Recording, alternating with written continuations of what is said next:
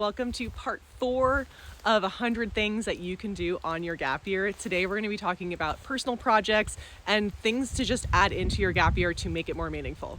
We're going to make this another rapid fire one with a listicle. So first things first, tackle a problem in your hometown.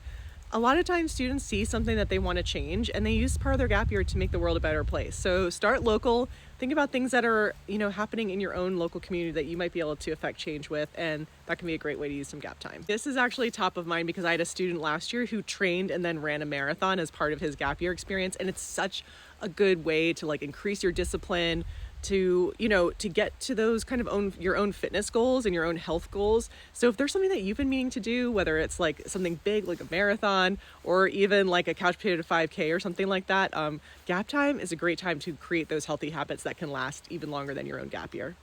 Can't tell you how many of my students will get their creative side juices flowing on their gap year. I had a student last year who actually wrote and published different chapters of her graphic novel throughout her gap time. Highly recommend, if you have a story in your head that you want to get out into the world, this is the time to do it. Tackle an independent adventure, like a road trip or going away to a concert or something like that, kind of a couple towns away or a state away, or even if you're in the northern US like Canada or something like that.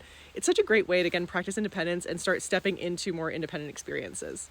Film and edit a mini documentary. I think that documentary filmmaking is something that comes naturally to a lot of young people because, you're already making vlogs or you're already making videos for social media, and starting to make documentaries is kind of like a step further into that way. So if you have a topic that you want to explore in your gap year and you have people or some sort of interest that you want to explore in that form, it's such an, again, great way to expand your skill set in all those aspects of producing and editing and making a story come to life.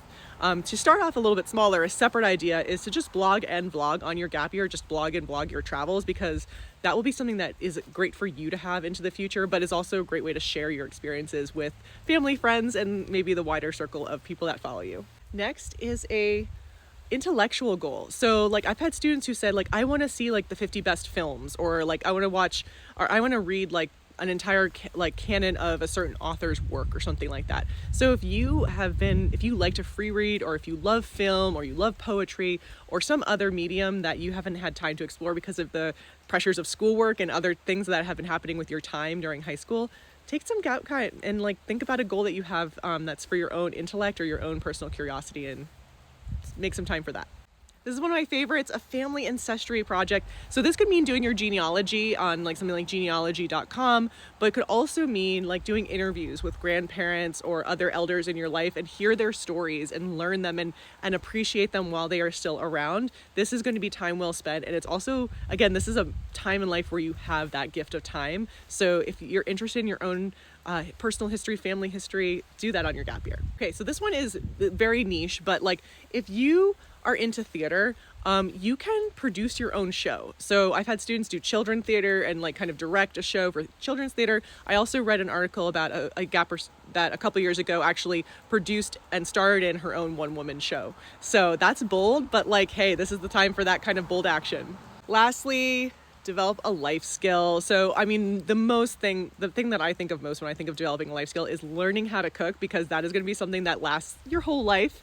But also if you haven't gotten your driver's license, or if you want to learn how to budget, if you want to develop independent living skills by living on your own or with roommates or those kinds of things, again, that's going to be time well spent on your gap year. Hope this list was helpful.